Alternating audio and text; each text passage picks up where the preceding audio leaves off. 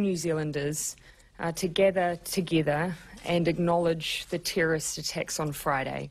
That will absolutely be the case. What we want to ensure is that we allow the time and the space for families to be able to bury their loved ones. Some families still are waiting for remains. 50 people were killed by an Australian self-proclaimed nationalist when he opened fire at two mosques in Christchurch. Australian police raided two homes just south of where the suspect grew up. New Zealand police are looking at if the suspect had support or help. Investigators are getting useful information, according to Ethiopia's transport minister, from flight recorders taken from Ethiopian Airlines Flight 302. The black boxes from an Ethiopian Airlines flight that crashed last week are in good shape. He says enough data has been recovered for a preliminary report to be released in just 30 days and shows, quote, clear similarities with the crash of the same type of plane in Indonesia last October. That crash last week killed all 157 people on board. Fox's Aisha Hasni reporting both planes were Boeing 737 MAX 8 jetliners. The aircraft currently is grounded in most countries, including the U.S. A pilot is dead after his small plane crashes into the backyard in Riverside, California, east of Los Angeles. An FAA spokesman saying the plane went down after the pilot reported engine problems. The plane caught fire, but the flames didn't spread to the house. No one on the ground was hurt, but debris caused minor damage to nearby homes. The NTSB is investigating what caused the crash. Chris DeMeo, Fox News.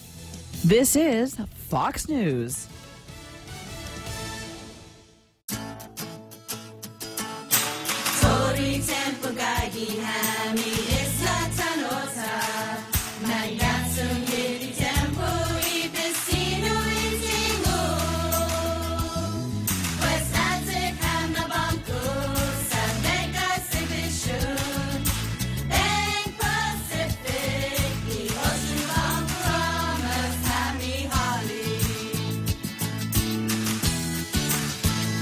Shrimp and guacamole for Lent at Subway. The all-new shrimp and guacamole combines generous portions of whole shrimp and a spread of guacamole served on freshly baked bread, paired with vegetables cut fresh daily in restaurants and sauces that are sure to excite your taste buds. Hurry in, it's only available for a limited time. Other fresh Lenten flavors include the classic tuna or the mouth-watering greatness of our seafood sensation. Don't forget the Veggie Max, a delicious and tasty vegetarian patty. Visit any of our convenient locations today. At Subway, you make it what you want. All flights to the U.S. from Toronto Pearson International Airport Terminal 1 were canceled Sunday night because of a fire. The terminal was evacuated, the fire extinguished. One woman was hospitalized and another treated at the scene. No word on the cause of that fire. Mechanics for Southwest Airlines could be close to ending a bitter labor dispute. The two sides announcing the tentative contract agreement this weekend. It comes after 6 years of negotiations between Southwest and the Aircraft Mechanics Fraternal Association. The dispute has triggered hundreds of flight cancellations and raised safety concerns.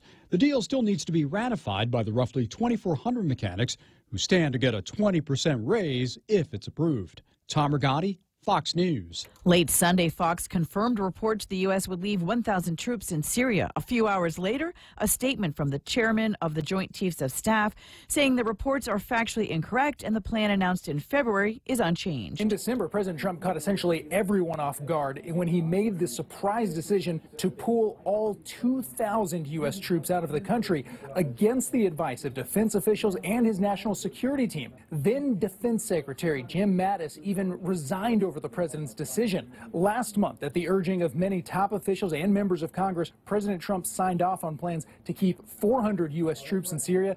Fox's Garrett Tenney. The top seeds are set for the NCAA men's basketball tournament. The Duke Blue Devils are the tournament's overall #1 seed. Duke is tops in the East bracket. Virginia is #1 in the South. North Carolina heads the Midwest. Gonzaga tops the West. The Tar Heels are the all-time leaders with 17 appearances as a #1 seed through the years. The Big Ten Conference placed 8 teams in the field. The ACC and the SEC each have 7 squads in the event. Bob Mortale, Fox News.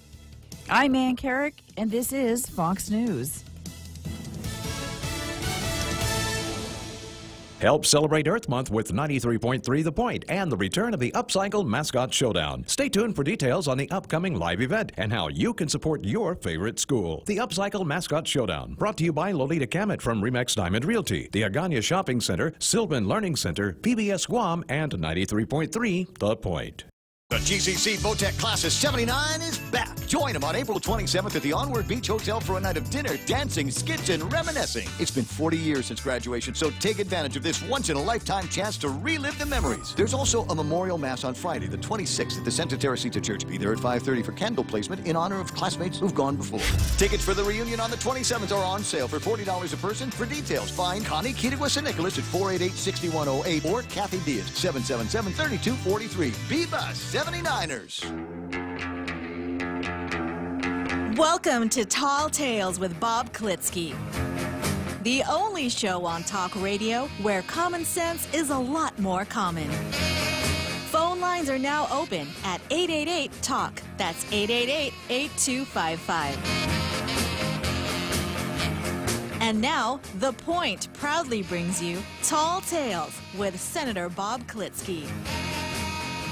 A well-regulated militia being necessary to the security of a free state, the right of the people to keep and bear arms shall not be infringed. It's a message that needs to be broadcast to our international radio listening audience, in fact, throughout the entire country, because there are those who would do away with the Second Amendment, personal firearms, and perhaps once they got started, that would be the top of a very slippery slope that would lead to the doing away with of some of the other parts of the Bill of Rights, for which we look to some of our personal freedoms. A good example here comes from Portland, Oregon, and I have an article here from Bearing Arms called "Portland Parents Sue Schools for Anti-Gun Indoctrination." Indoctrination. Now, schools are supposed to provide education, and there is a distinct difference between education and indoctrination, which I suspect we'll get to when we get to the card and what I refer to as the Commission for Chamorro Independence. The official name is the Commission for Self-Determination, but I think we'll get into the difference between indoctrination and education at that time. But turning back to this article here in Bearing Arms, schools are supposed to be places of learning where facts take precedence over feelings. Now, boy, there's a mouthful for the year of 2019. Schools are supposed to be places of learning where facts take precedence over feelings. I think if I were to go to a mainland campus like, say, the University of California, Berkeley, some of the Northeast Ivy League schools, if I were to say that, the Southern Leadership Conference would be all over me like white on rice, because it's hate speech. It's obviously hate speech to say that facts should take precedence over feelings. We all know that in the world of the politically correct, feelings must take precedence over facts, and that's the basis of identity politics. We shouldn't we shouldn't make judgments based on a factual determination, but only on the feelings of those involved. Anyhow, going on with this article from Bearing Arms, schools are not supposed to teach you what to think, only how to think. And of course, that's our job here on Tall Tales, is to teach people how to think. Right, Real Joe Cruz? Yes, sir. Isn't that the essence of these little chautauquas that you put on after the big halftime show? Absolutely. Teaching people, if people aren't able to engage in critical thought, just a small dose of the Real Joe Cruz gets them up to speed in a hurry, right? Yes, sir. Yeah. What schools are supposed to be, and what they are, however, aren't exactly similar. Because of that fact, some pro-Second Amendment parents are lashing out at Portland Public Schools for what they say is an attempt to indoctrinate their children. four pro-Second Amendment parents are suing Portland Public Schools over gun control rallies. Their lawyer, Multnomah County GOP Chair James Buechel, says the district violated parents' and students' First Amendment rights by promoting gun control following last year's school shooting in Parkland, Florida. It's wrong for the schools to essentially hijack public resources to push one side of a controversial issue and to misuse children as puppets in their exercise, he said. I agree with that. So I got a call on line one already, huh? Okay, it's Dr. Vanessa Oshiro. Okay, I wonder what Dr. Vanessa Oshiro wants to talk about. I guess there's only one good way to find out, right, Real Joe Cruz? Good afternoon, Dr. Vanessa Oshiro. Yes, good afternoon, Judge. I just wanted to speak to something really quick. I'm so sorry I have an appointment in a room, but I felt it was important to just speak to the matter of the recreational marijuana public hearing. If it's all right, I'd like to just share a couple of concerns that I had after watching that whole testimony, the whole public hearing, to the best of my ability, what's available on YouTube, because I missed the actual public hearing. I had intended to testify this year on January 7th. January 9th, my family found out that my brother Christopher Allen Oshiro was found in his apartment. He had passed in New York City, and we, as his family here on Guam, understand that his life, started out in drug activity, starting with marijuana. And my brother, when he was here on Guam during the very recent past, during the time when they were first discussing the medical marijuana bill, I asked him myself if marijuana itself was a gateway drug for him, and he did tell me yes. He went on to do a lot harder drugs, eventually heroin.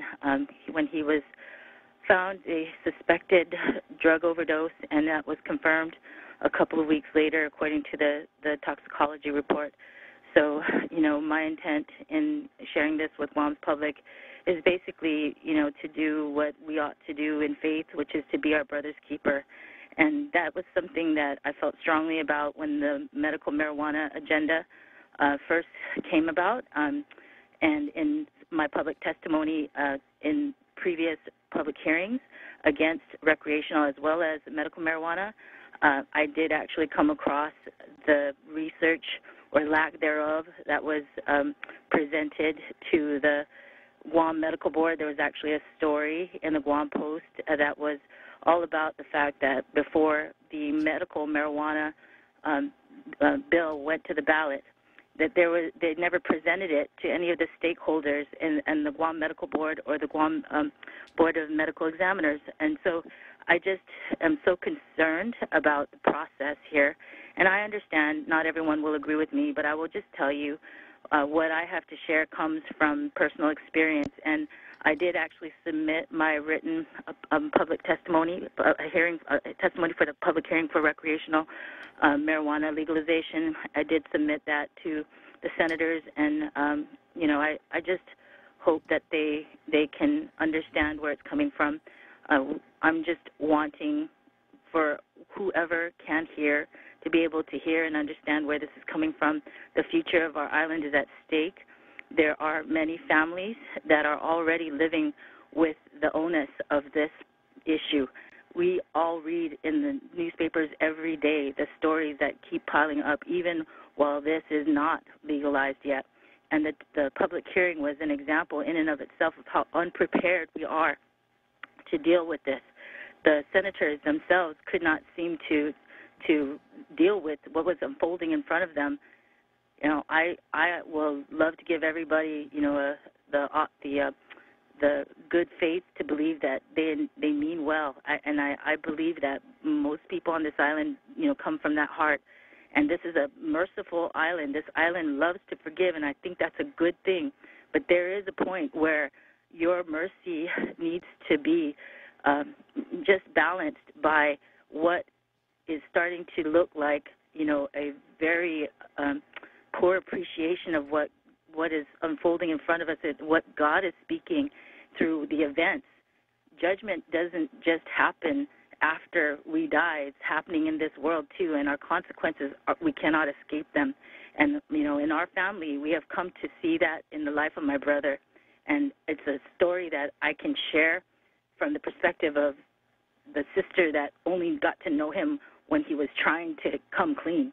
But unfortunately, Guam is not an easy place for someone to come home to, and he was not able to stay. So he went back to New York City, where he was first saved and he first, was able to get off the drugs.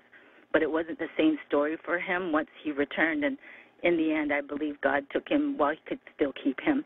So I'm just asking for people to please, be aware of what is being sold to you on every level, and to be aware of what rights we have in this Guam that we live in, to speak to the truth and speak truth to power, even if it's uncomfortable to do. I just ask that everyone pray about what they can about this thing. Go deep. We have to go deep, and we have to be willing to fight this thing to the end. And I want to just share that a gentleman in the public hearing spoke to the fact that he is willing to sue this government if it is legalized. And I'm just putting a call out right now that I will add my name to that list, and I ask everyone who's willing to do the same, because they might do this in their ignorance, in their desire to do what they think might save a few bucks here and there, in their mind. The money looks so good, they want to do this. They might do it anyway. We're seeing all the indications in the newspapers that it's pointing that direction. Well, if that happens, I think we need to be prepared to take them to court, because so often they want to, on the one hand, say the Organic Act is supporting decisions being made. This is government. On the other hand, when it doesn't suit them, they don't want to have that Organic Act have anything to do with the laws that they're trying to pass, even though federal law supersedes the local law in this Guam that we live in right now.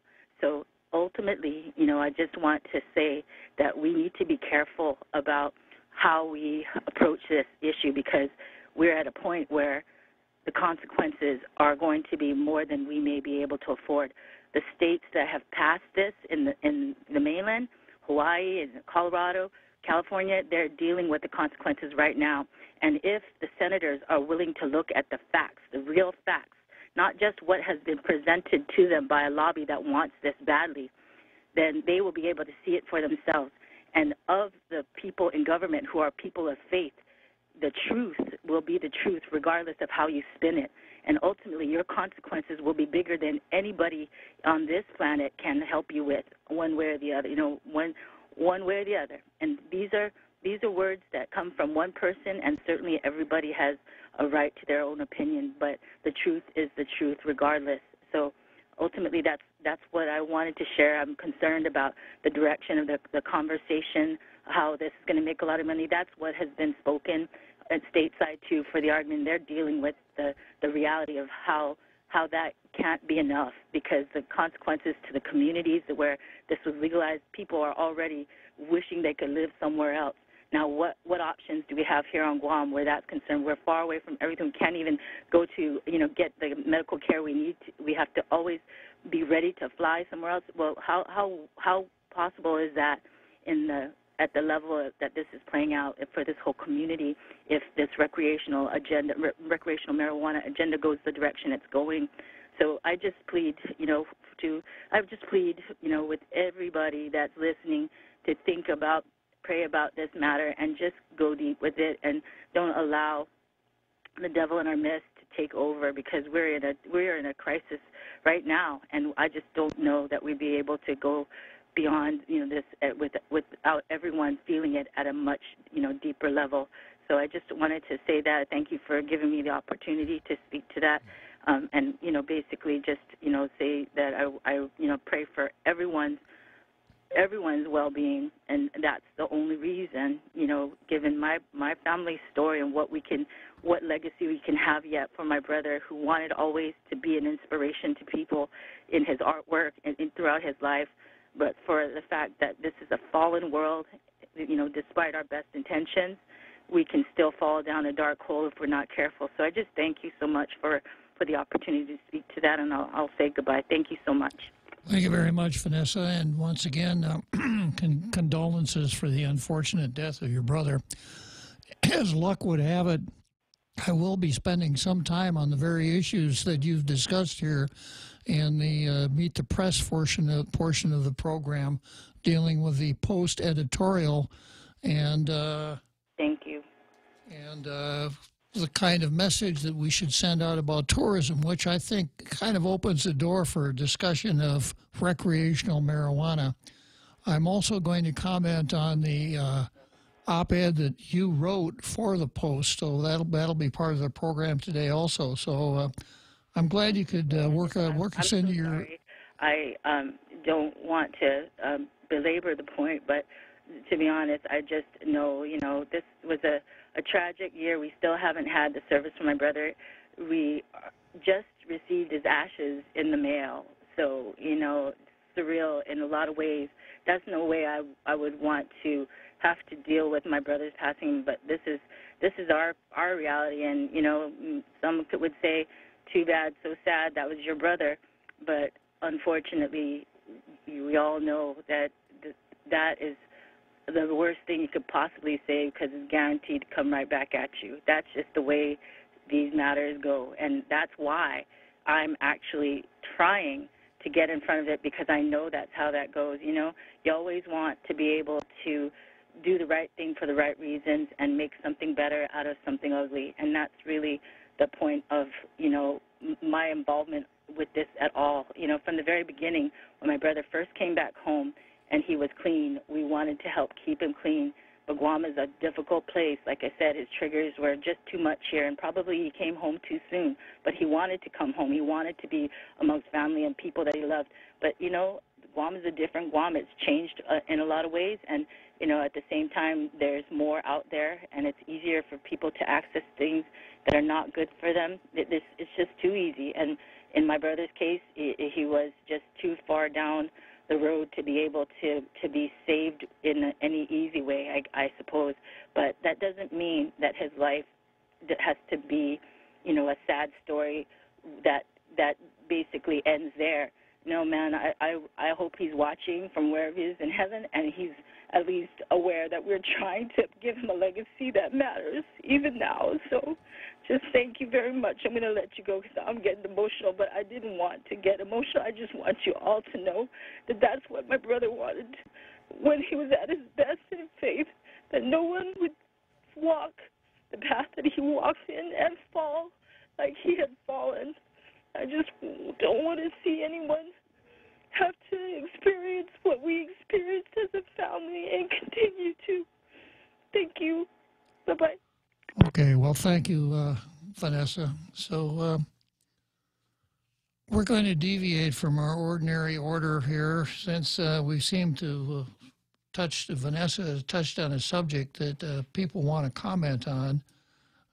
We'll do that, and starting out here, the first person to comment was Jose Martinez, who said the association between cannabis and psychosis, and he says there's epidemiologic evidence that there is an association, and he's given me a link here. I'll see if I can click on that link and open it. An association between cannabis use and psychotic outcomes are consistently reported, but establishing causality from observational designs can be problematic. That's a long scholarly article, but at least some folks think that there is a link between marijuana use and psychosis.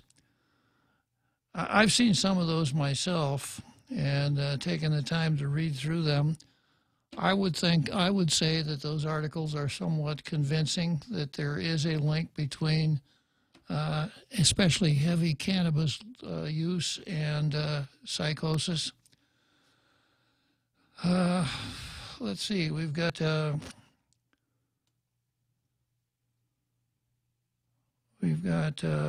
Nate Horn. My condolences to her, I think you mean Vanessa, and her family, but I was on medicinal marijuana in California for almost 3 years and never had an urge to use any harder drugs.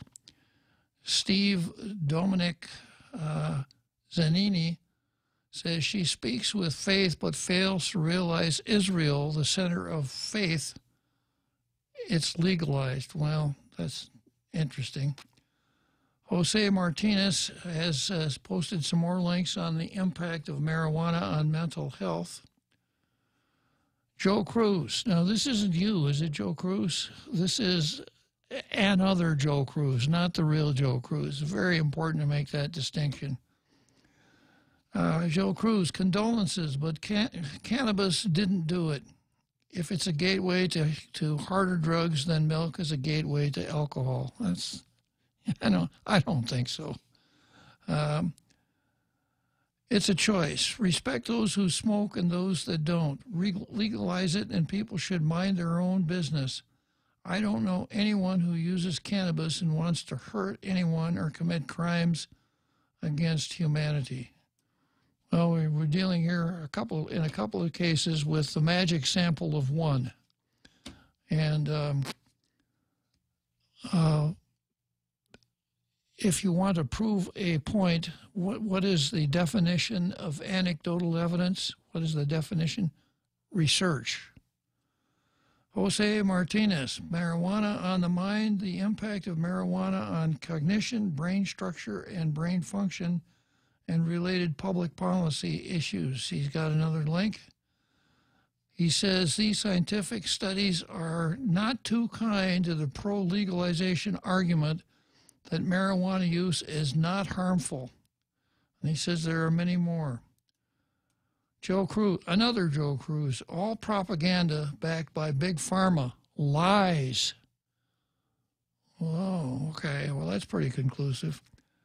Jose Martinez, I would even give the argument that alcohol use is just as if even more dangerous, to which I would add then why contribute with yet another legalized causal drug?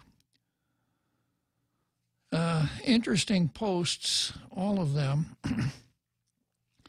especially when you take a look at the front page of today's Post.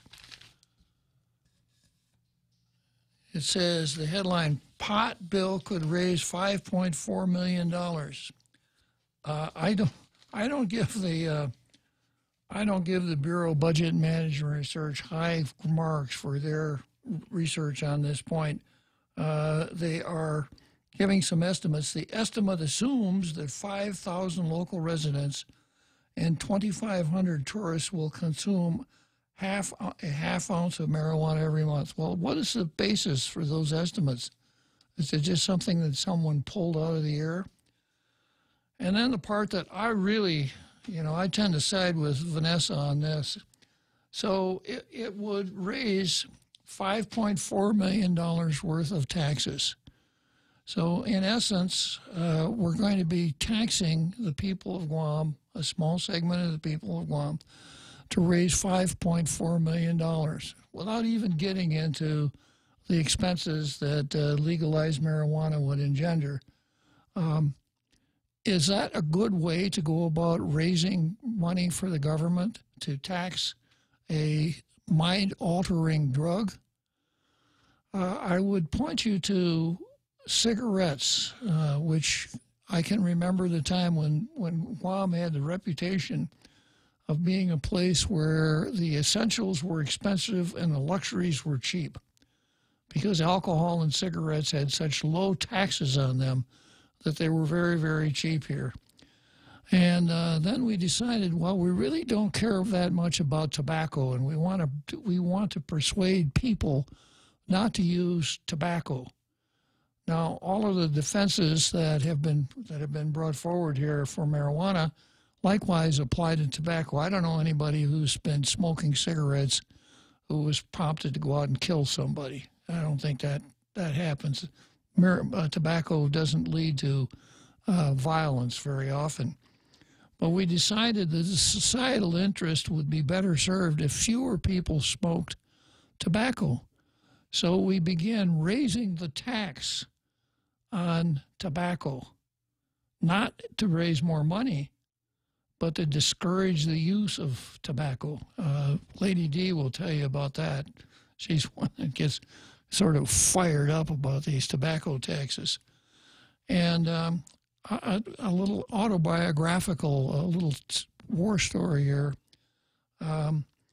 Back in the 27th Guam legislature, when Lou Leon Guerrero, who later on became the first female governor of Guam, believe it or not, was bringing forth her bill to fund the to create and fund the Healthy Futures Fund, she wanted to increase the tobacco tax, and she said, this is a good deal because it'll raise money that we can spend on public health, and it will discourage tobacco use. And I tried to make the point, well, it could be one or the other, but, you know, it's kind of hard to make the argument that it's both. And in order to make my point, well, this is kind of interesting, so I'll save it till after the break. Then you can find, I'll tell you what the point I tried to make was.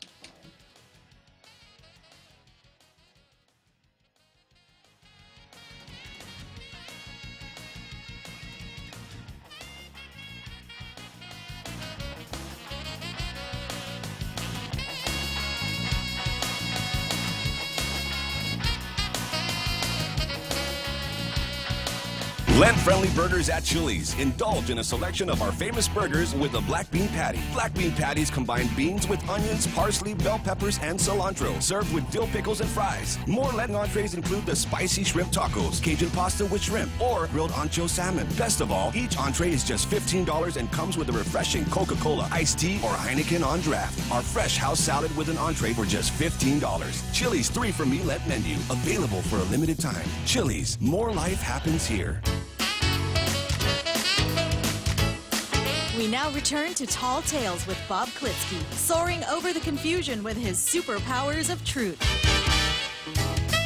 Call 888-TALK. That's 888-8255. So, in the midst of this debate, where I tried to point out that, you know, a tax high enough to discourage the use of a product is not going to be much of a revenue generator, I made a motion to amend the bill to increase the tobacco tax to $100 a pack.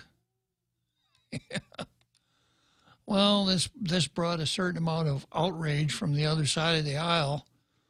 And, you know, some of the comments were, well, you know, if the tax were $100 a pack, we wouldn't raise any revenue at all because nobody'd smoke. Exactly the point. So if this headline is correct, and if the Bureau of Budget and Management Research estimates, I would call them guesstimates, are correct, and we raise $5.4 million in taxation and taxes, how long will it be before we start thinking in terms of increasing the tax to cut down the use of marijuana? Would say it's not going to take very long for reasons that we'll get at when we get into Zemi Ikotny. I'm going to just say a couple more things and we'll leave the Second Amendment behind. When Vanessa Oshiro called, Dr. Vanessa Oshiro called, I was talking about a lawsuit by some parents against the Portland School District for using school resources to indoctrinate students into an anti-gun position. And here's a direct quote from the lawyer handling that lawsuit. He said, Portland Public Schools use district resources to coordinate with outside activists, help plan political activity, including walkouts, and claims the schools, quote, indoctrinated schools in the classroom. It's a giant scheme of manipulation, and it's not what people want their education dollars spent on. And I'll go along with that.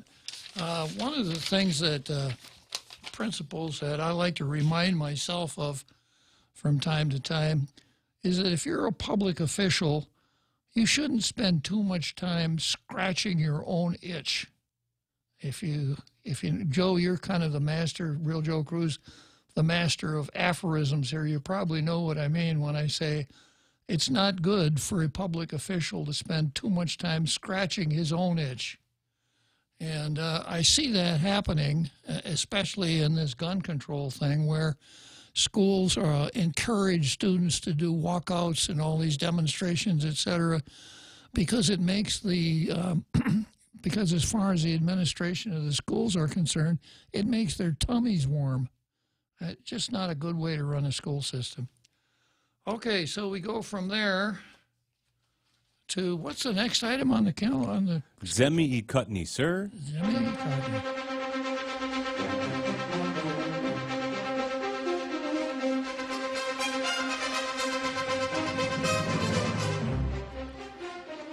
And Real Joe Cruz, tell us, what does Zemi Ikutni mean? It's our backwards play on words, sir. It's actually meat the press. But, you know, when you say it in Chamorro, it's press the meat. Because we're clever with words here, sir. Yes, sir. Yeah, okay. So we start out with the Daily News. I go through the Daily News and the Post.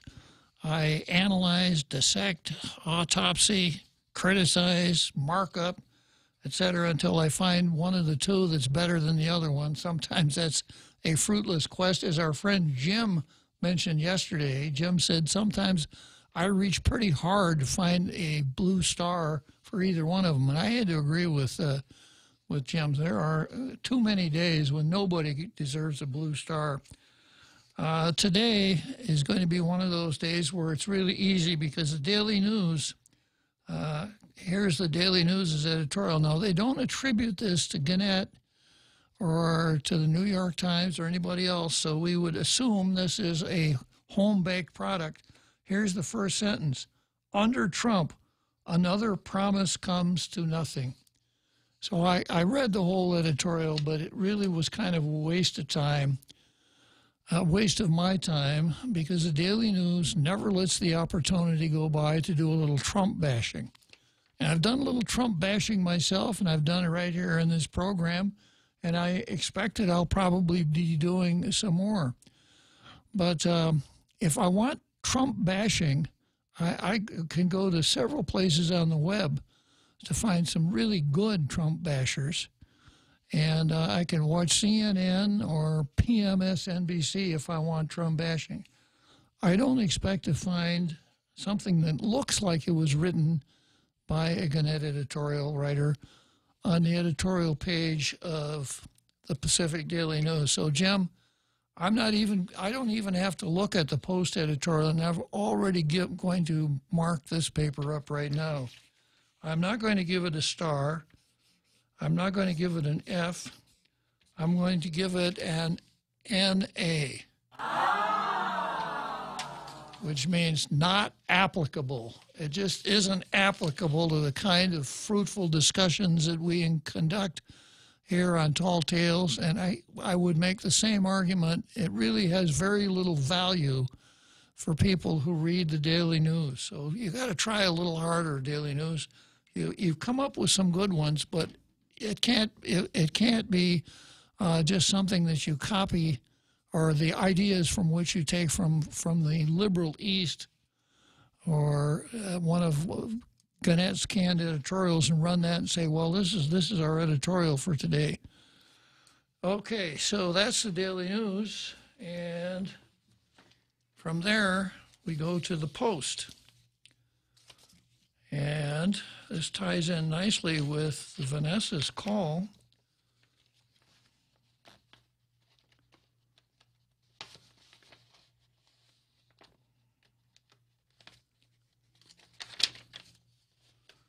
The title of the editorial, The Right Message, the Right Image for Tourism. A clean, polished, beautiful, safe Guam will attract more tourists who will pay premium price to spend their vacation dollars here.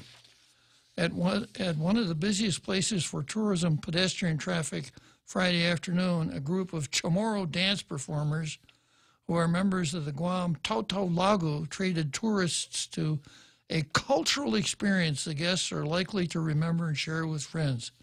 During the cultural performances, performers invited the tourists to dance along as part of the celebration Friday of Mes Chamorro. It was a sight that makes Guam residents feel good. It was a kind of tourist experience and image that the Guam Visitors Bureau should spend more time and tax dollars on. In addition to the need for GVB to fund the cleanup of eyesores, including graffiti and trash, the Visitors Bureau needs to get more proactive in polishing the island's vacation image at home before spending millions of dollars in marketing abroad. These are interesting, if not challenging, times for the island's tourist industry. Guam's South Korean tourist arrivals once posted double-digit increases in previous years, but in 2018, the tide shifted. South Korean arrivals last year increased 3% compared with the previous year's total. In January this year, South Korean arrivals dropped 1%, etc. There are factors that Guam can control when it comes to the number of tourists who visit and the kind of tourists who come here. A clean, polished, beautiful, safe Guam will attract more tourists who will pay a premium price to spend their vacation dollars here. A junky look will result in the kind of tourists who travel here to use our resources for cheap. And that, I think, ties in nicely with the testimony of the Guam Visitors Bureau, or the Guam Hotel and Restaurant Association, that this flirting with legalized marijuana is not smart because it tends to corrode or tarnish the image of Guam as a family-friendly destination. So putting it in terms of dollars and cents, if we gain $5.4 million in tax revenue from taxing marijuana and lose $50 million in tourist revenue, you don't have to have a PhD in mathematics to figure out that doesn't work very well. So, and it takes us to what I alluded to a little earlier when I was talking with Dr. Vanessa Oshiro. Here's her letter to the editor. On March 7, the 35th legislature held a public hearing for Bill 3235, a measure to legalize recreational marijuana. While no vote has yet been taken, even the preliminary hearing itself was marked by several instances that bring into question whether the legislative proponents of this bill are prepared for the potential consequences of what they seek. As the Post earlier reported, a supporter of the measure at the end of his testimony pulled out a $50 and $100 bag of marijuana and proffered it for sale among the audience. Senator Clint Rizal made no effort to reprimand this constituent who so openly disgraced the government. Yet he ejected another stakeholder with whom he personally disagreed. The freshman senator and author of the bill alluded himself to a lack of experience handling the marijuana possession issue during a public hearing, but the bold gesture with intent to sell sets a serious precedent regardless. In another moment of testimony, a menopausal housewife openly disclosed that she regularly partakes of recreational marijuana, preferring it to alcohol to unwind. So mundanely did she disclose this yet illegal habit, even in a household with children, that somehow Senator Luis Muñoz found herself commiserating, saying out loud in her follow-up remarks that she felt this desperate homemaker's testimony was directed at her. Perhaps later the senator will realize how this may be construed. Thus, recreational marijuana initiative is drawing out behavior such as that displayed in these instances within the very halls of government, and others still more tragic that followed. How will it further unravel? In so many words, not my own, the road to hell is paved with good intentions. Wow.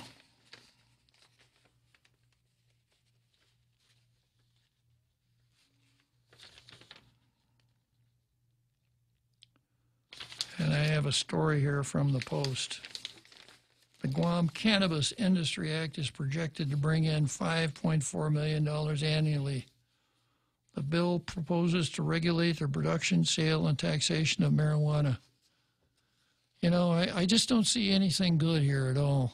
We regulate the sale, et cetera, of tobacco, and yet one of the companies, the wholesalers for tobacco, owes $13 million in tobacco taxes, which somehow slipped through our fingers. We don't seem to be in a big hurry to recover it. The cost of a half ounce of cannabis on Guam is estimated to be $400, which would add up to a gross sales of $3 million monthly and $36 million annually, based it on the projected number of users, which I question. Where did that number come from? The fiscal note states that DRT is basing its projections on an 18-year-old Guam drug threat assessment published in 2003 by the U.S. Department of Justice National Drug Intelligence Center, an 18-year-old assessment. Bill 32 also proposes the creation of a special fund named the Cannabis Control Fund. All fees, fines, penalties, and other charges resulting from the legalization of the recreational use of cannabis would be deposited into the fund. The fiscal note estimates that 25 gift shops and 10 clubs would pay the application fee required to qualify as a cannabis establishment. That would generate $175,000 for the fund. The legislature would determine how the money and the control in the fund would be spent. Well, I think Vanessa Oshiro makes a really good point, but she is the classic case of a voice hollering in the wilderness. There seems to be this popular tide here. Oh yeah, let's legalize cannabis because you know everybody smokes it anyhow. Everybody does it anyhow. So we might as well tax it, and then the government will get some money. So suppose that we engaged in the reductio ad absurdum argument. Let's take everything else that people do that's illegal, but do it anyhow. We might just as well allow it. If we did, we wouldn't need a legislature because there'd be no sense having laws. We just have a free-for-all, and everybody would do whatever. Everyone would do whatever. Help me here, Real Joe Cruz. Everyone would do whatever they wanted to? They want to, yeah. Them, they. They, right, whatever they want to. So that's a tough one. See, I got another post here from, I can't tell just yet. It doesn't tarnish Guam's image. The public restrooms, litter throughout the island, crimes against tourists, and homelessness at the parks already do that. I could post hundreds of links that say cannabis is great for many reasons. Yeah, and I could too, and that's why I don't spend much time on that kind of talk, you know, because there is research out there, and those who are pro-cannabis, no matter what, are probably not going to change their position, and I'm probably not going to change my position. I think that the appropriate way to look at this question is in the same means that I've described before. First of all, there's a federal law against the use, possession, etc. of marijuana. It's a Schedule I narcotic. You know, I know, well, you know, the law is really a dumb law, so we shouldn't have to really comply with it. And besides that, the feds don't enforce it. Well, that's true. But everybody who's sworn in as a senator or governor, even a female governor, takes an oath to support the Constitution and the laws of the United States. So how do you square those two, that dichotomy, that it's against the law of the United States and you've sworn that you will uphold the laws of the United States? Along the same lines, there's a provision in our Organic Act that the governor, who not only takes that same oath, but in the Organic Act is given the responsibility of executing what you would call federal law. How do we square that? How do we say, yeah, the governor's supposed to execute federal law and we're all supposed to uphold it, but we've got a better idea here, so we don't think we have to really go along with that. It's a little cognitive dissonance there. So perhaps the way to do that is to change the law. So we'll kind of, instead of changing our approach to the law, we'll just change the law, even if we don't have the actual authority to go ahead and do that.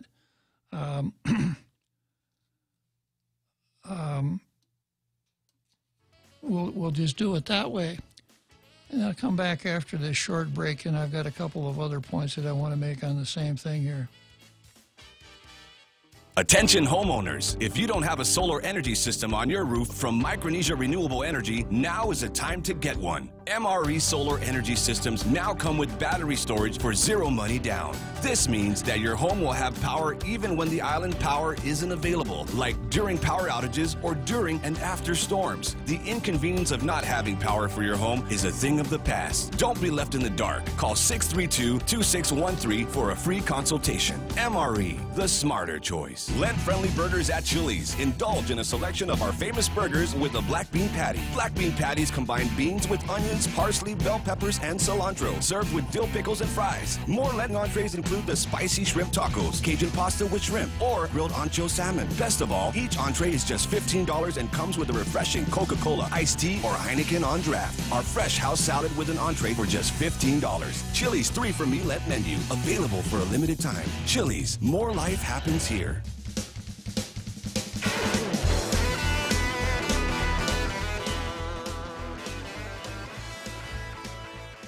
So there's an argument that marijuana does have some medical benefits, and I've seen some research online that shows that that is true, that there are certain brain conditions that are benefited by cannabis. It's not the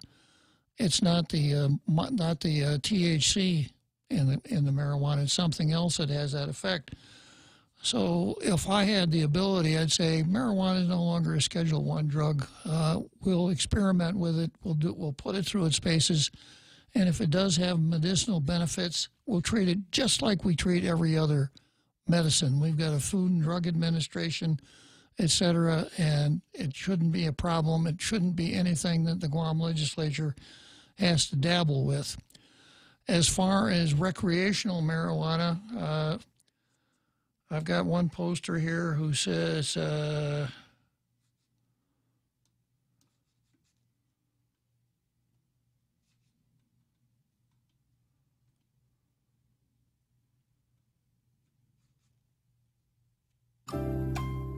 I'll find it here in a second.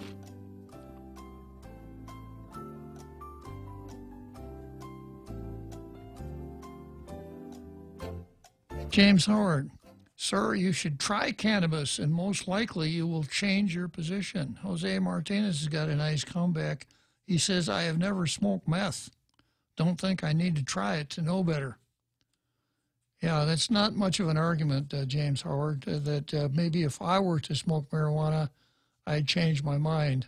You could perhaps say that about a lot of mind-altering chemicals. That's why they so quickly become societal problems, because they override other parts of the thought process of the user. So anyhow, if marijuana has a medicinal effect, fine. Let's take it off Schedule I. Let's find out. If it does, let's use it. On the other hand, I don't think that given the times that we live in and the overwhelming problems we're having with drugs, that adding another mind-altering drug to the mix is the kind of thing that's going to have beneficial effects. I just don't see that happening. I don't think it's the kind of thing that we should rush willy-nilly into, which is what I see here, notwithstanding the impatience of all those people who say, well, we passed the medical marijuana initiative 4 years ago and nothing's happened.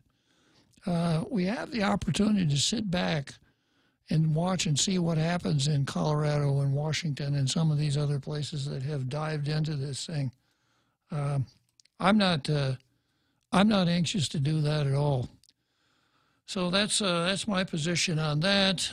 I want to thank Vanessa for calling in and sharing her experience with us and her thoughts. It's not easy to be in a situation where she is, where there seems to be this popular tide of, if you're not for marijuana, you're just kind of out of it, which is what I detect. James Howard, LD 50 for cannabis is 1,500 pounds. I wonder what that means. Lethal dose, sir. Oh, okay. You probably have to smoke 1,500 pounds. Oh, okay. To die from it. Okay. LD, lethal dose. Yeah, very good. Boy, Real Joe Cruz, you sure come in handy with that wealth of knowledge that you bring to the program. It's no wonder you're developing that cult of personality. Joe Cruz, another Joe Cruz comes back and says, Jose Martinez, lol, no way, Jose.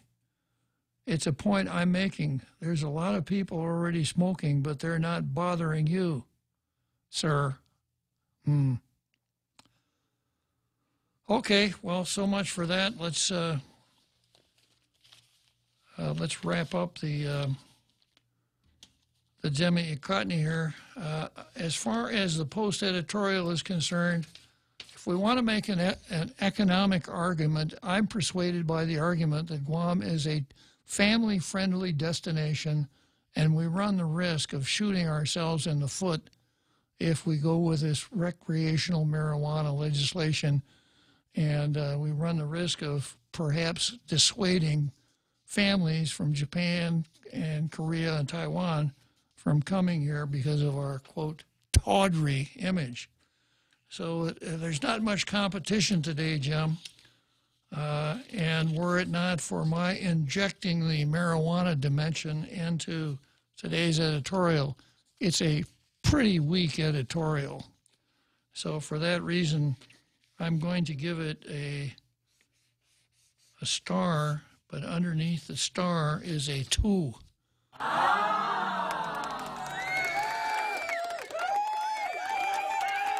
Well, it's not that much to cheer about because this 2 underneath the star means it's just half a star, Real Joe Cruz. The Post has got to do a little bit better, too. Okay, so from there, we go to the card. I've got about 2 minutes before the big halftime show that we have here every day. And I've got two hot items on the card, which I don't think we can finish today. We're probably going to have to spend more than one day on each of them or both of them. The 2 items that I'm talking about are Melvin Wonpat Bora versus Guam and Mary Torres versus Danny Tydenko. Yeah, which has been on the card before, is Rory versus Mike Phillips, or Rory versus our justice system, plus Lou, Leon Guerrero, and Josh.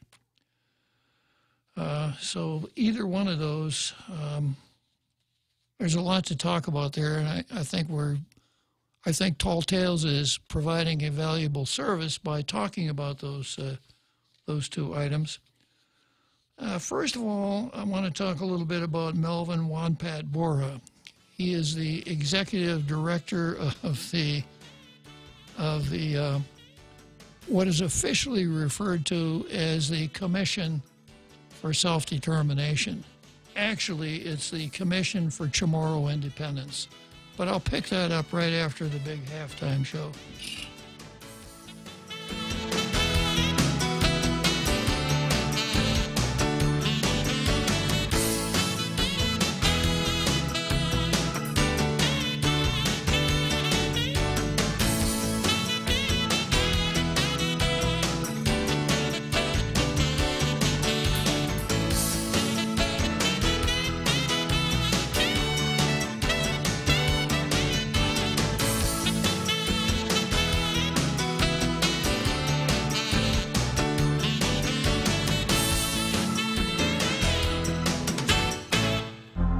The Point is KUSG. Hagåtña, Guam, 93.3 FM and 104.3 HD3.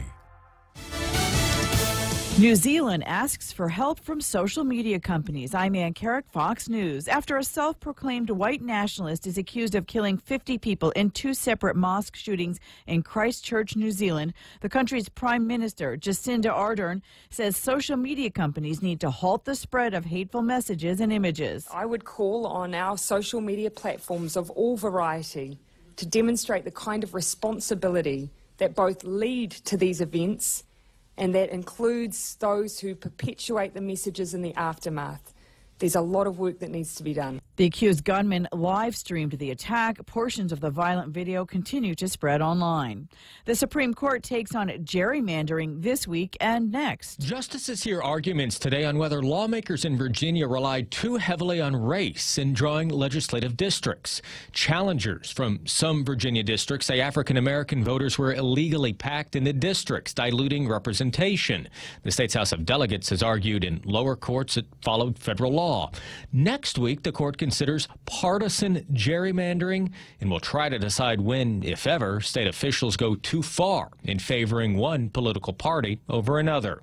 In Washington, Jared Halpern, Fox News. A search is underway for 2 suspects in a violent killing in North Little Rock, Arkansas. Rochelle Turner is with Fox affiliate KLRT. Police say the 2 people are accused of killing a U.S. service member Friday night, a violent crime that Marvin James says happens too often.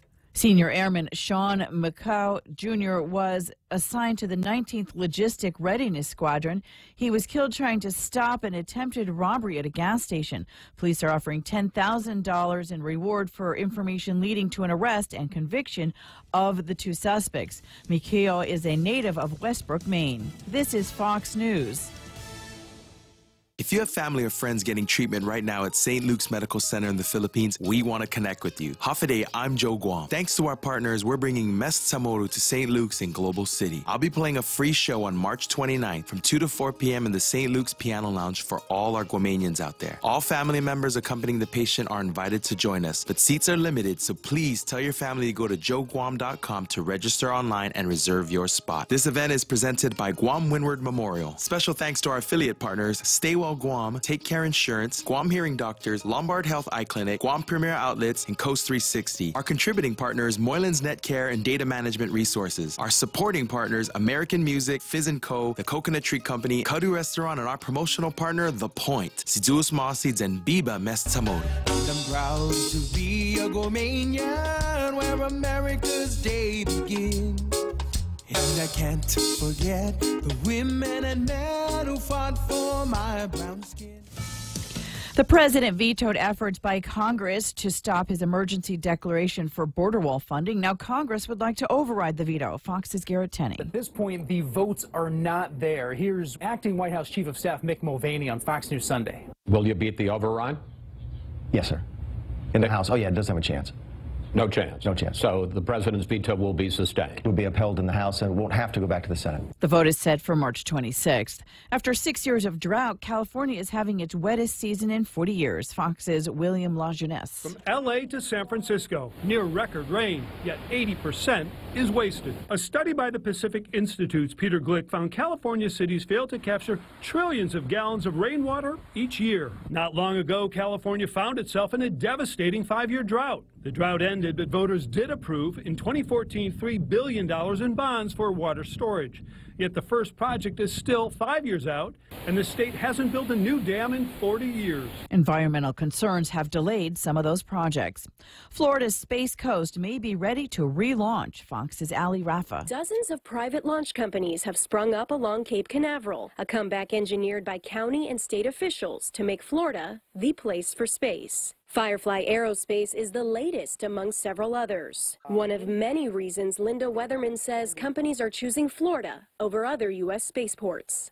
It's available workforce, it's the right infrastructure, it's the right facilities. But a rocket can't take off without a launch pad. That's where NASA is lending a helping hand, offering its own multi-user clean pads, attracting even more investors, proving there's more than one way to reach for the stars. With commercial partners, NASA plans to launch the first American-made spacecraft since 2011 within the next year. I'm Ann Carrick, and this is Fox News. Laddystone Entertainment and the stations of Choice Broadcasting proudly present the Miss and Mrs. Curry Guam Pageant on Wednesday, April 3rd at the Sheraton Laguna Guam Resort. Tickets are $25 in advance and $35 at the door. VIP tickets are $50 in advance and $65 at the door. Tickets available at the High, Misa Zone, the Vault, and from any of the lovely curvy contestants. Doors open at 6 p.m. and the show starts at 7. Hosted by yours truly, Ryan the Mixologist, and the beautiful Liza Camacho. Special thanks to Pitbull Empire, Local Promos, Figure 8, One Punch Media, and the International Sports Center. Always here to help you. This island is our home. Through the years, we've been a friend to the neighbors we have known. Now we're banking on the future. Services to choose. Bank Pacific, where others put branches, we place roots.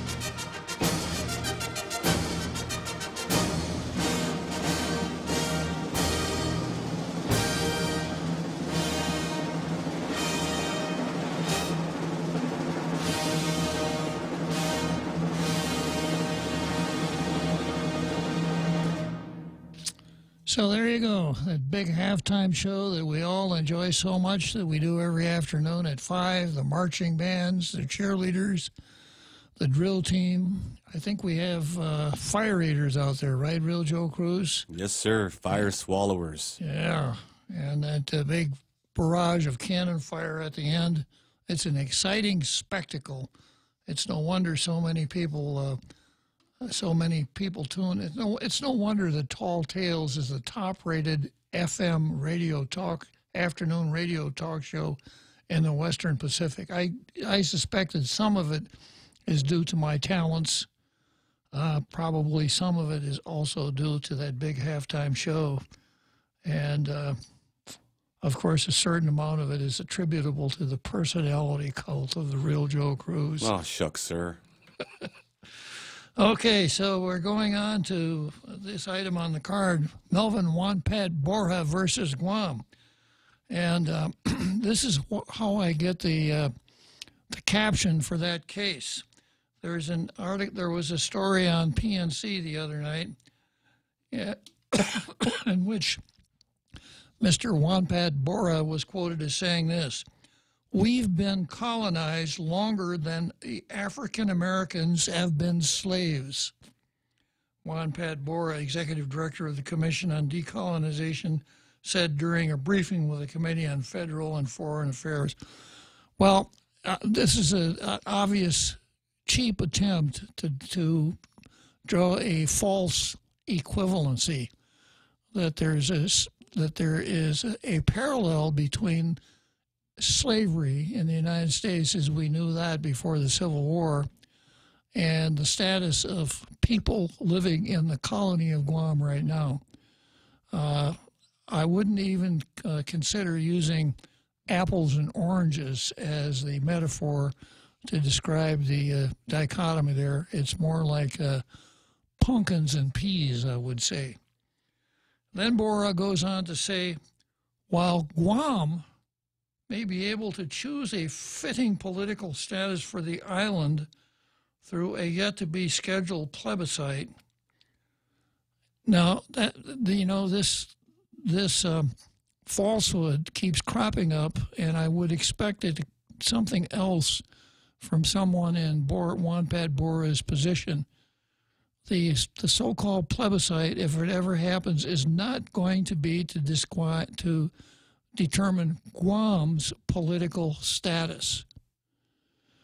The purpose of that plebiscite is to determine the desires of Chamorros, which are euphemistically described as ancestral inhabitants. So regardless of if the vote is ever held, regardless of how it turns, it doesn't determine anything. It's, in a sense, a structured public opinion poll, which is what Judge Frances Tydenko Gatewood said the first time she looked at the so-called plebiscite and ruled that it was not unconstitutional. So Bora goes on, compounding the error by saying, while Guam may be able to choose a fitting political status for the island through a yet-to-be scheduled plebiscite, Juan Pat Bora said the non-binding process seems to be an exercise in futility. And then he says eligible voters have 3 political status options: independence, statehood, and free association. The plebiscite, however, is hampered by legal intricacies.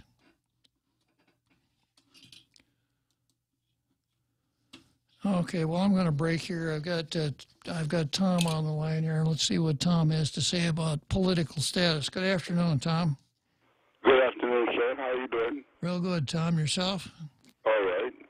You know, I wish they would just call it what it is. It's a separatist movement. Mr. Barack and his followers, they just want to separate from the U.S. That's their main objective anyway. Because I don't know why they keep using the word colonization. Guam had never been a colony and is not now a colony. Because all they got to do is look at the dictionary to define what a colony is. According to the dictionary, a colony is any land that has not been occupied by a foreign national, by foreigners, who were then occupied by foreigners to resettle into the new land. Just like the 13 colonies. Okay? But Guam was not in that situation. We are not occupied by the foreigners. We are here already, and the foreigners are not here. They did not colonize us. So, Guam is not really a colony. Even if the United Nations says Guam is a colony, they're wrong. And even if somebody is claiming that the United States is the one that put Guam in the list of colonized territories, whoever did that in the U.S. Is also mistaken. All they got to do is define the word colony, and they'll know what I'm talking about. So, the Commission on Decolonization that title should be changed. And all they're trying to do is just trying to separate themselves from the United States. All of these Mr. Barack and his followers. Because right now there's only 2 choices that they're giving us. And they know that it's almost impossible to become a state. So they're really pushing for independence of Guam, independent from the United States. Because free association, it just means that independence also. Because they want to be independent from the United States, and then later on make a free association agreement where they want to be either independent totally or be like the FSM, the Freely Associated States of Micronesia. So they want Guam to be part of FSM because Guam is really, the Mariana Islands really is in the Micronesian region. So if they ever have free association here with the U.S., we're going to be just like the FSM. And the free association agreement is a temporary agreement. It is not a permanent agreement, and whenever the expiration date comes up, if the U.S. does want to renew the free association agreement, that's it. They're going to be back to being totally independent. They're going to be zero. They will not be freely associated with any country. At least not with the United States. If the United States don't want to renew the agreement, so now what are they going to do? They're going to go and approach China now and see if they want to be freely associated with China. And that is what this colonization commission, so-called colonization commission, is going to start thinking about the future of this island, the long-term future of this island, because they're so selfish right now. They're only thinking about themselves just because they will enjoy what's happening right now. They're going to change it. They're not thinking about their children and their grandchildren and their great-grandchildren, what's going to happen to them. I'm talking about the followers of independence advocates. I'm sorry I talked too much about. Well, you make some really good points, Tom. I think the first point that you made is if you're looking at a colony, then take a look at Australia, New Zealand, South Africa, etc., where colonists from Britain took over those lands and occupied those lands. That hasn't happened here. There haven't been that many people from the mainland of the United States that came to Guam. I think that mainlanders right now are about 7% of the population. So if you use that definition of colony, then Guam isn't a colony. If you wanted to turn it around a little bit, if Guam is a colony, then all of us are living in a colony, regardless of whether or not we're Chamorros or ancestral inhabitants or what. We're all living in a colony. And if Guam is to be decolonized, then it would affect all of us, not just members of a particular race. That's why I titled this Melvin Bora versus Guam. He said, will Guam be able to choose a fitting political status? That's not what he's talking about at all, because the only people that are going to be able to vote in this plebiscite are not the people of Guam. It's just one group of the people of Guam, right, Tom? Yeah, that's right. I totally agree. So, moving forward, I think we have to just start all over and from the beginning, and let's have a true plebiscite. And I mean, let's have a vote of all eligible voters. Just right, all we got to do is look at the register right now, the voter registration of all present voters right now, and let's consider that a group, regardless of race, regardless of where an individual came from, as long as they are United States citizens, as long as they are citizens of the residents of this island, everybody should vote. Everybody should be able to decide on the future of this island. Because not only Samoans live here now, everybody that calls Guam home now, they live here, and this island is going to be the future place of residence for their posterity, for the long haul. Well, thanks. All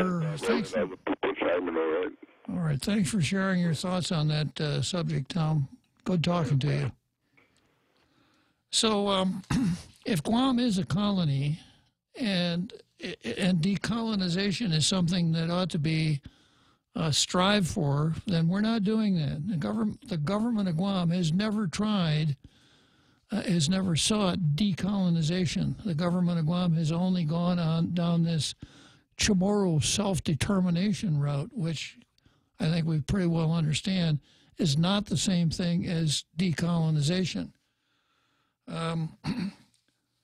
This article then goes on to say that eligible voters, we know what that means, have 3 political status options to choose from: independent, statehood, and free association with the United States. And I'm just going to once again harp on this idea of free association.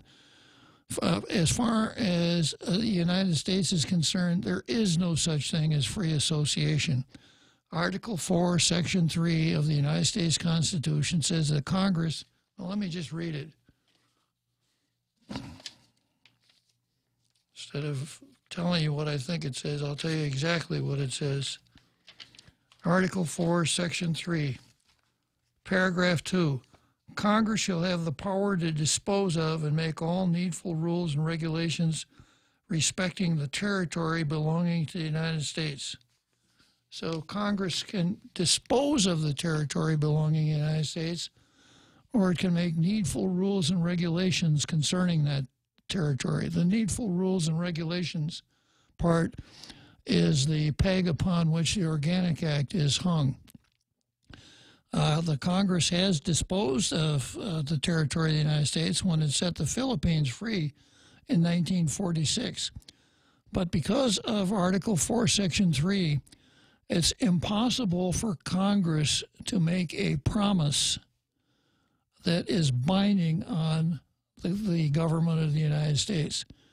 So if the Congress said, starting tomorrow, Guam shall be a commonwealth, and that commonwealth shall forever have control over its immigration, and no law of the United States shall ever apply to the territory or the island of Guam unless approved by the Guam legislature, Congress could change that law tomorrow.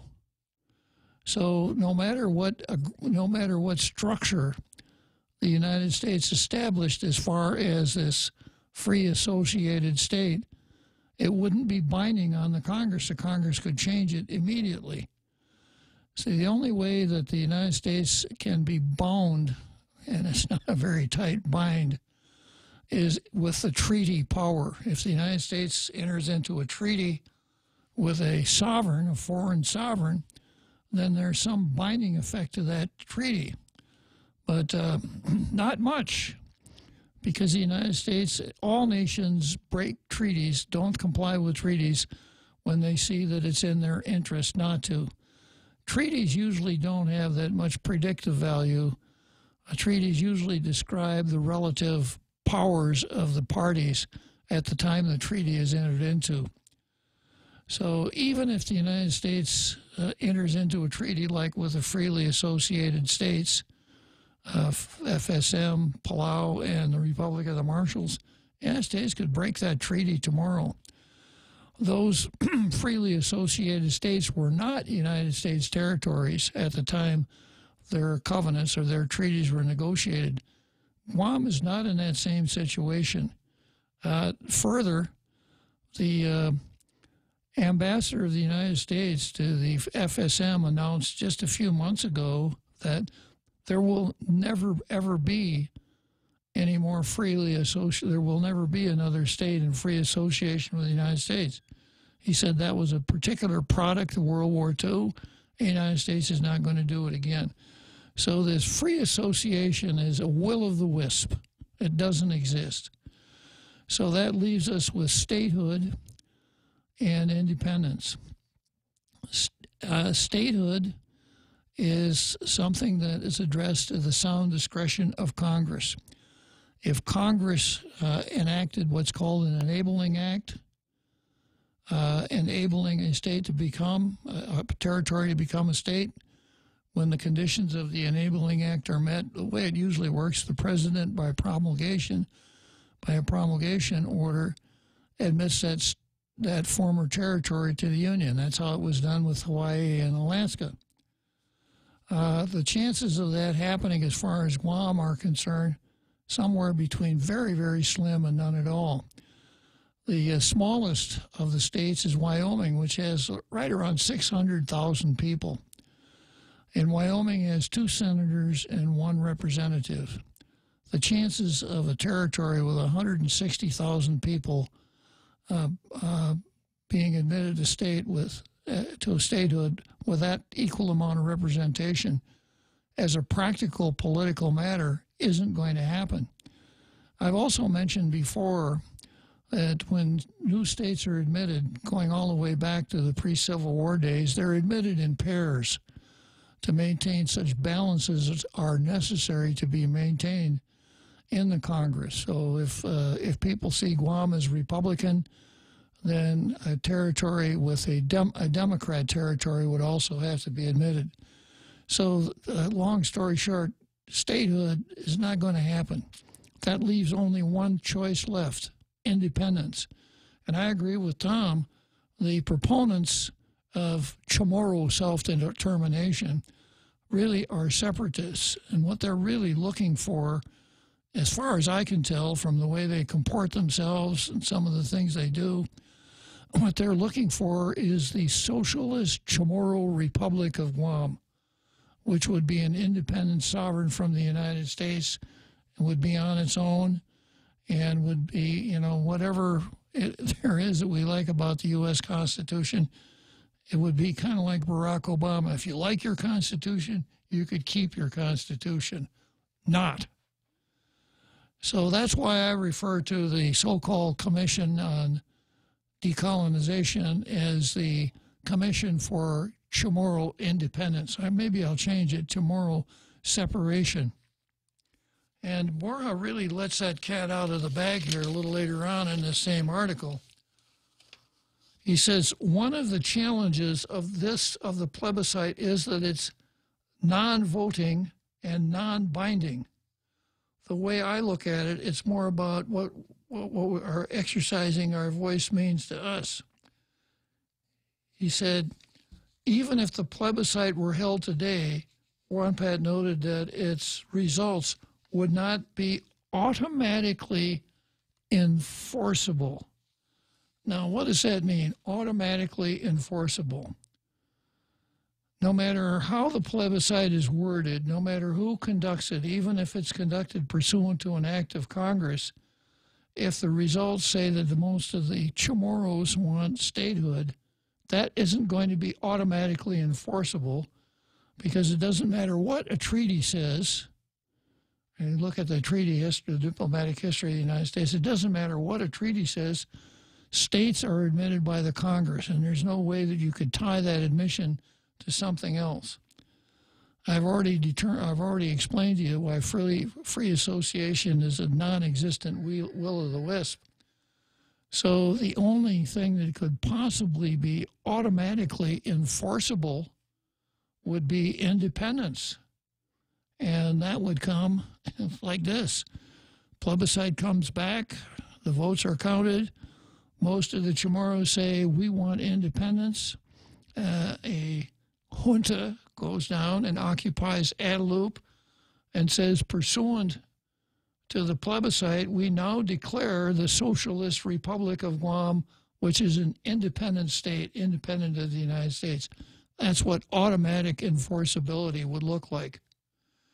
And it's obvious from reading the things that Juan Pat Borja says that that's kind of what he's looking for. And I don't expect anything too much different from the other members of the Commission on Chamorro Separation.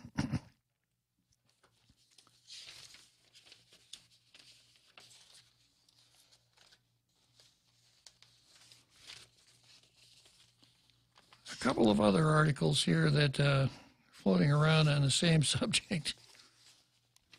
One of which is that the Commission has had a $300,000 grant to spend since 2012 and hasn't spent it. Anyhow, I'm just going to mark that place and take this call. Good afternoon, Mark. Hey, Senator. How you doing today? Real good. Yourself, Mark? It's a Monday in paradise. Yeah. It's real Joe Cruz and I's favorite days. We've got 4 more days of tall tales ahead of us. Yeah, I hear you. I got a question. Sir. Why isn't there not, say, a fourth option of, say, status quo? In that, obviously, statehood has about as much chance of building a 10-foot snowman on EPAL Beach. Free association probably is not going to happen. So the fact that, well, okay, for all the bad things, you know, we do like the U.S. passport. We do like the assistance and aid we get from the U.S. government. So we just will take status quo. Why isn't that also an option? Well, I would tell you, I'll tell you what the official position of the Commission on Separation is, and then I'll tell you why I think that's wrong. They say that that wouldn't be decolonization. The decolonization can only mean independence, integration into another state, or association with another state. So if we didn't do one of those things, we wouldn't be decolonized. Now, that kind of suggests the question to me, what would you do if people living in a particular location didn't want decolonization? I'll give you an example. American Samoa, they're happy with the way things are. I'll give you another example. Gibraltar, the last thing Gibraltar wants to do is be integrated with Spain. So it's not just an academic question. And I think that the Commission on Separation knows that, and that's why they're so adamant that status quo could not be part of the choices. Okay, I understand now. It just is one of those things that I've been here for 21 years that has just kind of baffled me that, okay, if there's going to be this vote, then if it's the will of the voters to just leave things the way they are, okay, then leave things the way they are, because statehood is never going to happen for the simple fact of probably the largest state and the smallest state don't want two senators from a location with 175,000 people. Right. And then when you look at freely associated, okay, I don't see that coming down. And if Guam were truly in a true independent Guam and not cut basically all ties to the federal government, how is Guam going to survive? And I've heard people say, well, we'll just charge an exorbitant amount of rent for Anderson and the Navy. Well, guess what the federal government will say? Much what they did in the Philippines. You know, I hear that argument, Mark, and of course, part of the shtick of the separatists is that we have to get away from the United States because it's such a bad country and never treats Guam fairly. So if that's the case, then why would this country that never treats Guam fairly listen to anyone who said, we're going to charge you rent for real property for which you have fee simple title and which you have political sovereignty over? Why would anybody, you know, it'd be like me seeing your car in the parking lot and saying, hey, Mark, I'm going to charge you $30 a day to use that car. Okay. What would your response be? Say thank you, but I think I'll find someplace else. Yeah.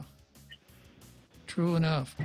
Well, these are good questions, Mark, and I got a break coming up. I've got the seventh inning stretch coming up, and I'm really glad you called. If you have something else, you can hang on or call back after the seventh inning stretch. I've also got Domingo holding on the line, so we got to go. That's okay. You basically answered my question, Senator, because like I said, I've tried to figure out why there wasn't a fourth option. Okay, so it has to be something of decolonization or nothing. All right. Whether you like it or not. Thanks, Mark. Okay, let's go to Wrigley Field, Real Joe Cruz, for the seventh inning stretch. The Extra Point with Jerry Roberts of Guam Training every morning on The Ray Gibson Show. For a lot of people, unhappiness on the job means that we're unhappy, period. So not happy at work? I'm Jerry Roberts, and at 7:20 a.m. on The Ray Gibson Show, we're going to look at what we can do about it to turn things around. You can find daily transcripts of The Extra Point at guamtraining.com. Tune in every weekday morning at 7:20 for The Extra Point with Jerry Roberts. Brought to you by Guahan Insurance Services and First Hawaiian Bank on 93.3 The Point.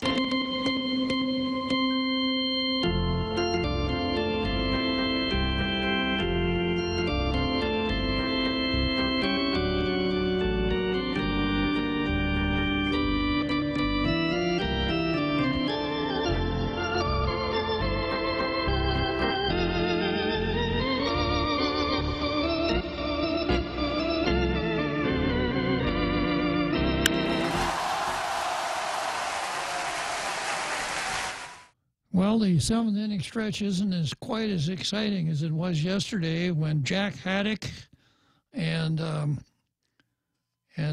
Chuck, what was Chuck's last name? Chuck Tanner. We had Chuck Tanner from the Milwaukee Braves playing third base.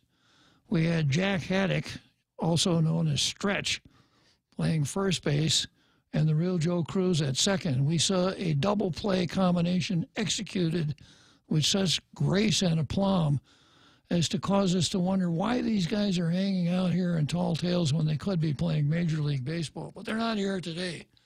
So they're not here. So let me go to, let's see, I've got Domingo here on line 2. Good afternoon, Domingo. Off a day, Senator Bob. How are you doing, sir? Real good. Yourself?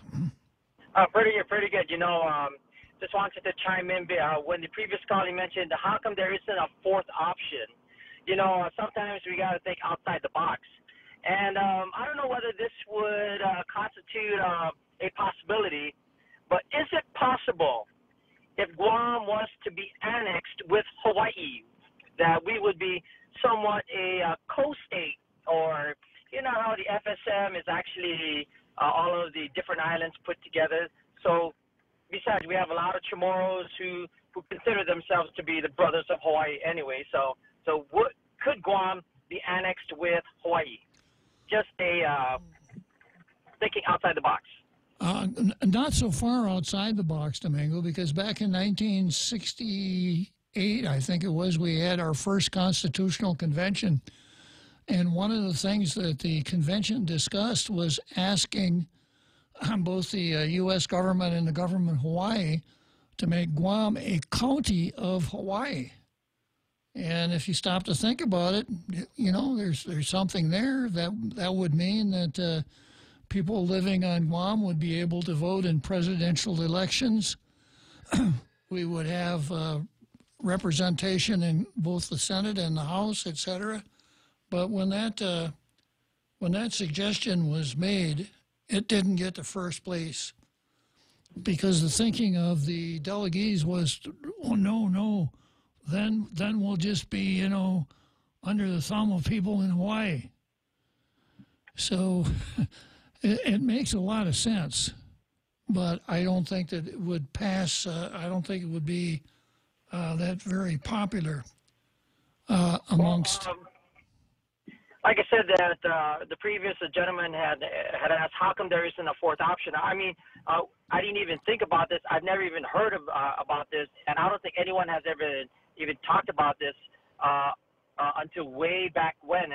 And this is the millennium. Isn't it time that we should probably consider this type of option? Because like we said, you know, that there are a lot of folks here who still want to have a close relationship with the U.S., but yet there are a lot of folks who still want some form of recognition politically.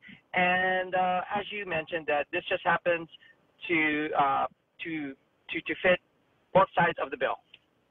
Yeah, well, it's an interesting idea, and it's been surfaced here with our international radio listening audience, Domingo. We'll see if there's any interest in it, but I thank you for calling and bringing that idea forward.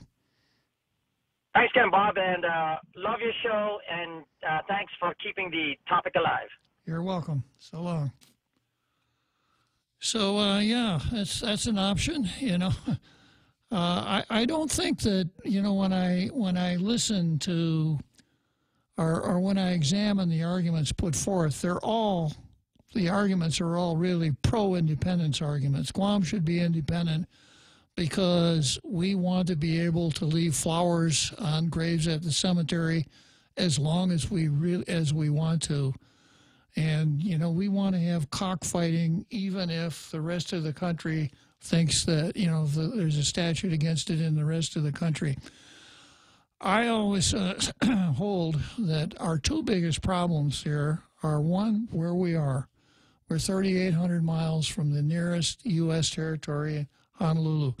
We're only about 1,500 miles from Tokyo and 1,500 miles from Manila.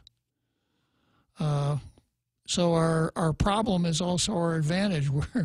we're very close to Asia. But one of our problems is where we are, and the second problem is how many of us there are. Not what kind of us there are, but how many. And there are only 160-some thousand people here in Guam, compared to a nation that has over 300 million people. So the design of the country is not that 160,000 people would have a special type of recognition. So I've suggested that there's a very strong position to be made that of all the political statuses available under the American flag, the one that we have right now may very well be the most advantageous. And I make the comparison between Guam and Oceanside, similar populations, etc.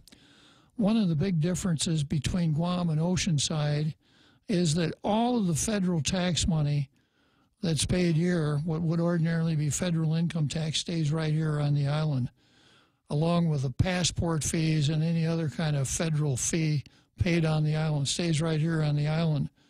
And with Section 30, we are able to get to recover taxes that military folks who are on the island pay into the Treasury. Now, if you went to Oceanside and you told the Oceanside City Council, I'll tell you what, guys, if you'll abolish all of your local and state taxes, you can have all of the income tax paid into Oceanside, and we'll give you most of the taxes that the Marines from Camp Pendleton pay also.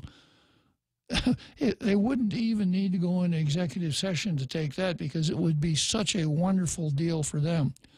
So in other words, our tax structure here is the most favorable tax structure that you'll find under the American flag. Not to mention a couple of the footnotes, like one, if you're born here, when you die, there will be no death taxes on your property located anywhere in the world except in the 50 states. And people in the, for estate planning purposes, you can't get that in Oceanside, California. We can control our own taxes. We've had the ability since 1968 to enact our own tax code, notwithstanding how much we jabber about self-determination. We've never touched that one with somebody else's 10-foot pole. We've had the ability to enact our own Constitution, which is really quite important, because the way things are now, if a federal court interprets our Organic Act, they're not going to give it the kind of deference that it would give a territorial or state constitution. They're going to say, the Organic Act's just another federal statute. That's what we do, is interpret federal statutes. So we're not going to give any deference to that at all. People who are born on the island of Guam are U.S. citizens, are birthright U.S. citizens, and have all the rights of citizens born anywhere else in the country, or citizens naturalized, or citizens born of parents in foreign jurisdictions. You can travel freely in the United States. If you're overseas, you're entitled to the diplomatic protection of the United States. You have the ability to vote in those jurisdictions where there are elections. You have all of those things going for you. Now, if you don't have a representative in Congress, but 160,000 people, that's pretty unrealistic to think that you would have representation in Congress unless you really did something outside the box, like petition the United States government and the government of the FSM to allow Guam to separate from the United States and become a state in the freely associated states of Micronesia. Then you'd have all these things, the ability to vote, etc. So the status that we have right now, we don't have a voting delegate in Congress. We have a non-voting delegate who has a office in the Rayburn Building, has all the perks of any other representative, is able to do the kind of log rolling in committee that gets things done, etc.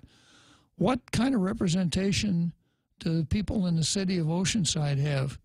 Well, they've got some character from San Diego County that they share with the rest of San Diego County, and that's about it. So I'm not really carried away by the rhetoric of the Melvin Wampad Boras of the island and this non-binding criticism that they have of the political status, so-called political status process. How about you, Carl? Hey, Bob. Sorry it took a while to call up. I was catching up with the Tall Tale Posse riding a tortoise. Okay. Took a few days.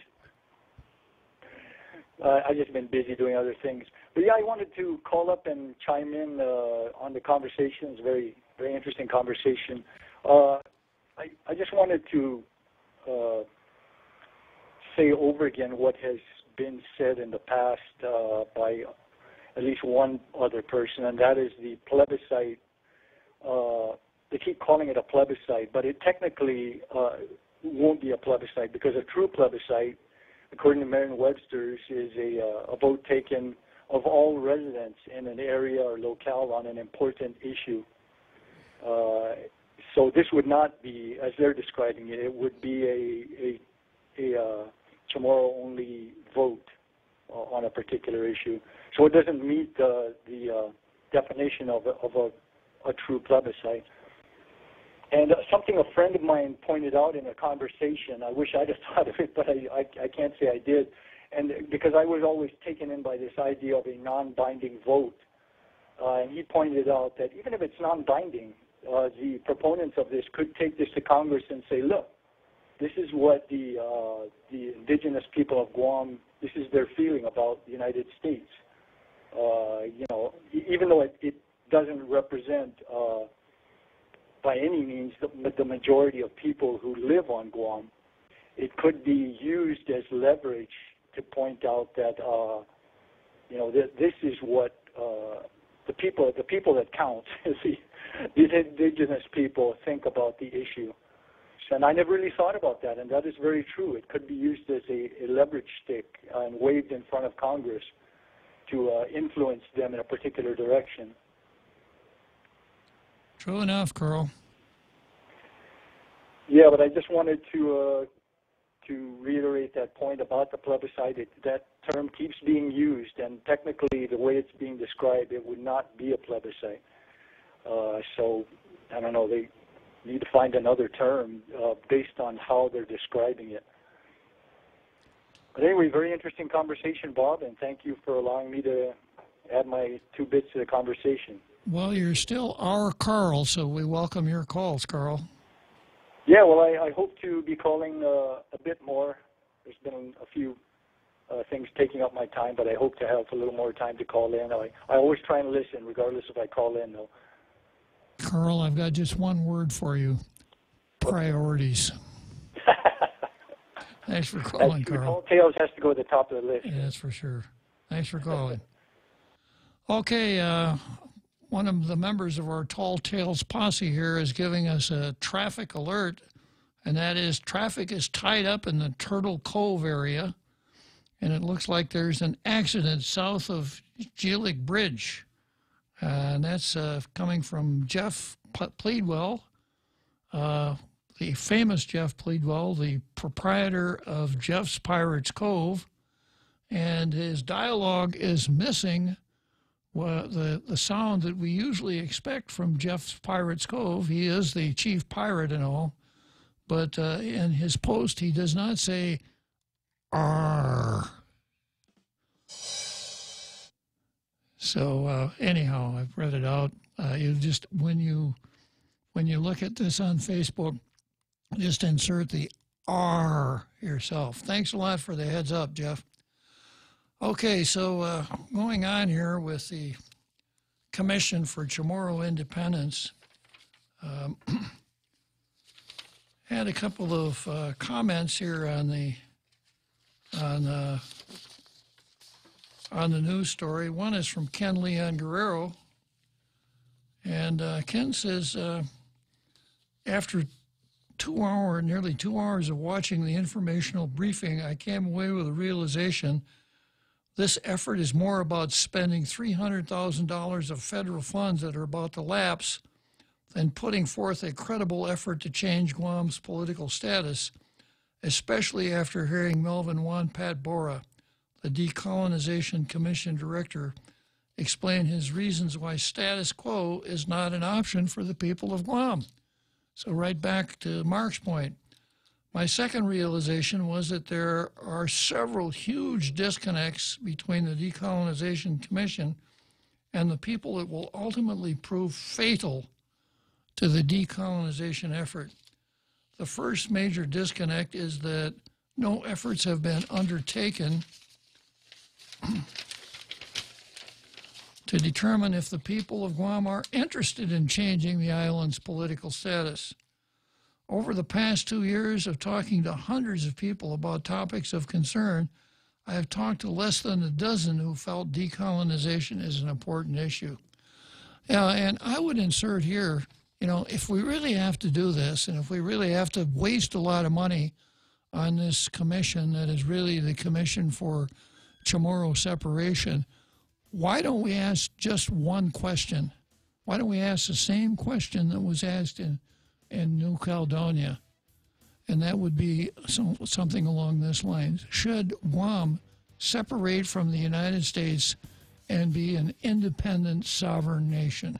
Yes or no? And if the answer is no, then that's pretty much it. If the answer is yes, then we know which direction to head. But that would take all the fun out of posturing around this Chamorro Commission on Self-Determination. Well, I hear the music for the home stretch coming up this afternoon. For the home stretch, I'm not going to go into one of the topics that I've been discussing. It occurred to me that we didn't do aphorisms with the legendary Real Joe Cruz. So we'll close the program with some aphorisms. Shrimp and guacamole for Lent at Subway. The all-new shrimp and guacamole combines generous portions of whole shrimp and a spread of guacamole served on freshly baked bread, paired with vegetables cut fresh daily in restaurants and sauces that are sure to excite your taste buds. Hurry in, it's only available for a limited time. Other fresh Lenten flavors include the classic tuna or the mouth-watering greatness of our seafood sensation. Don't forget the Veggie Max, a delicious and tasty vegetarian patty. Visit any of our convenient locations today. At Subway, you make it what you want. Looking for a great deal on a new Chrysler, Dodge, Jeep, or Ram? Then get to Cars Plus in Mighty now for our spring sales event. Like a new Jeep Compass Sport, $166 per paycheck. Or a new Chrysler Pacifica LX, $220 per paycheck. Or save $8,500 on a new Ram 1500. How about a new Jeep Wrangler Sport? Only $274 per paycheck. Low 1.99% financing is available on approved credit. Save thousands during our spring sales event going on now at Cars Plus in Mighty. Cars Plus, driven by you.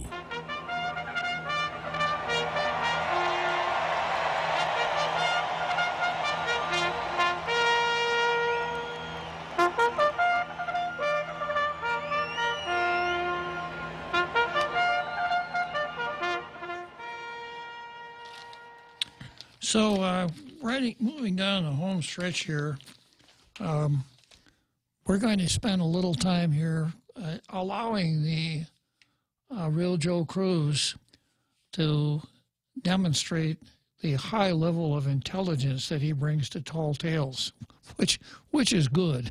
We need all the help we can get. So, Real Joe Cruz, I'm going to, excuse me, Real Joe, I'm going to butt in here for a second here. More traffic. Both lanes are stopped. There's a tow truck with one car. Oh, that's sad. Yeah, so if you're heading down towards Jeff's Pirates Cove, be patient. Yeah. Still a good idea to go to Or Jeff's. if you're heading up northbound, you could stop at Jeff's and kill some time there. Any time you could stop at Jeff's Pirates Cove, it's time well spent, yeah.